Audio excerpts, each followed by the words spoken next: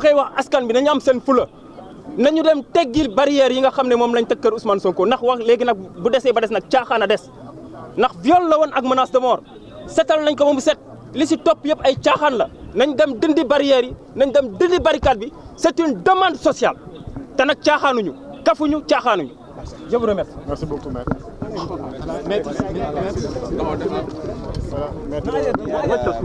Alors ñu ngi am maître Ciré Clédor Ly moom aussi moo war a addu jëm la ci ñu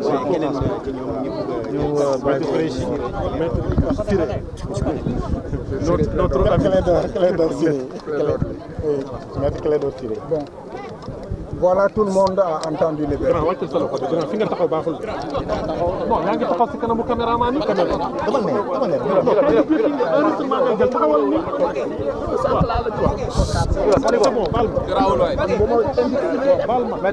S'il vous plaît, s'il vous plaît, s'il vous plaît. Bon, s'il vous plaît là. Bon, je peux commencer? Oui. Voilà, vous avez tous suivi le verdict. Oui. Et je crois que cela fait sourire. Il est clair que le complot d'État dont nous parlions depuis le début était avéré. Et la décision rendue aussi reste toujours dans ce complot d'État. Tout un pays a été pris en otage pendant au moins 2 ans. Il y a plus de 2 ans. Il y a eu des morts, 24 morts, dit-on. Sans compter qu'il peut y avoir des morts qui ne soient pas encore listés. Et des centaines de blessés. Les libertés publiques confisquées. La liberté d'opinion confisquée. Et des mesures de banditisme érigées en règle de droit avec des enlèvements, des séquestrations. Aujourd'hui, ce complot a été éventré simplement parce que la commande qui était faite par l'État du Sénégal au juge n'a pu être livrée. Parce que la marchandise était pourrie. Le viol, la corruption, déjà l'opinion publique avait son opinion là-dessus. Et les juges qui avaient la commande de le condamner n'ont pu donc livrer la commande et ont effectivement confirmé ce que l'opinion avait déjà jugé et retenu. Cependant, il y a une substitution de la commande avec une marchandise tout aussi pourrie. Parce que la justice a trouvé le moyen de condamner Ousmane Sonko pour incitation de la jeunesse à la débauche. C'est technique, je n'y reviens pas. Mais ce qui peut être compris par tout le monde, c'est que nul ne peut être jugé sans qu'il soit mis en mesure et en mesure de se défendre sur les éléments qui lui sont reprochés. Ousmane n'a jamais été poursuivi pour cette infraction. Il n'y a jamais eu d'enquête, ni de police, ni judiciaire, et l'ordonnance de renvoi et de mise en accusation devant la chambre criminelle n'a jamais visé cette infraction. Cette infraction n'a pas aussi été débattue à l'audience.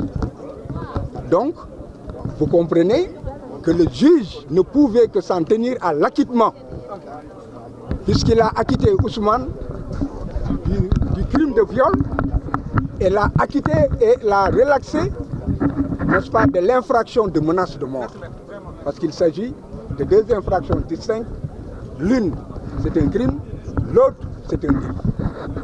Il l'a relâché pour tout cela. Mais il fallait que la commande politique, qui est précise et qui, en fait, était de faire en sorte qu'une décision soit rendue pour qu'il soit inéligible, que les juges y parviennent. Voilà pourquoi une commande aussi pourrie que la première a été aujourd'hui déballée, n'est-ce pas, devant l'opinion publique avec une condamnation, n'est-ce pas, pour une infraction pour laquelle il n'était pas poursuivi. Maintenant, ce qu'il faut retenir, c'est qu'il faut que l'on arrête de s'amuser avec tout un peuple. La justice, ce n'est pas un jeu. Et tout le monde a pu voir que la gamine Adji Sarr, qui a été utilisée, qui a été actrice et a joué son théâtre jusqu'au bout, s'est fondue en larmes. Parce qu'elle s'est rendue compte à la dernière heure qu'elle a été utilisée et qu'il y a eu beaucoup de morts et beaucoup de mal causés, comment dirais-je, au peuple sénégalais. Peut-être que si on lui laisse la vie, si les commanditaires lui laissent la vie, elle prendra ses responsabilités pour demander pardon au peuple sénégalais et leur expliquer ce qu'elle a déjà commencé, ce qu'elle avait déjà commencé à faire et qui a été versé au débat, à savoir que tout cela ne relève que d'un complot d'État. Donc, voilà. Vous craignez pour sa vie alors?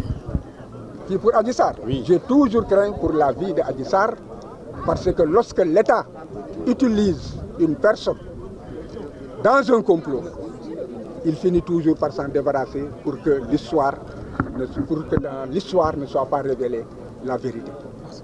Merci beaucoup. Je vous remercie. Avez-vous déposé une plainte contre Adji Sarr? Oui, wolof, allez-y, allez-y. Wolof, waaw, wolof.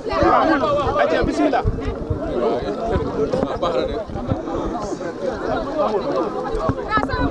Xibaar TV CNN. Ah, merci. CNN.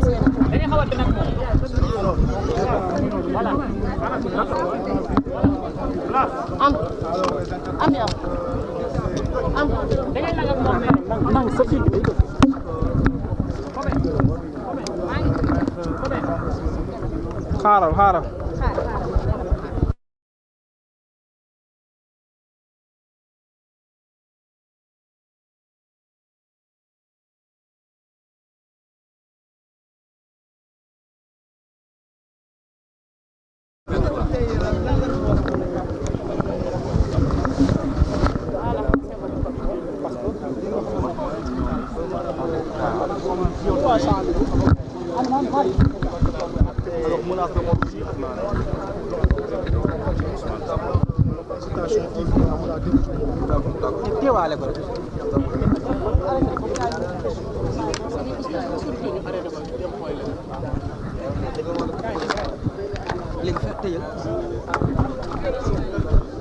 Voilà, mbokk internet yu Sans Limites comme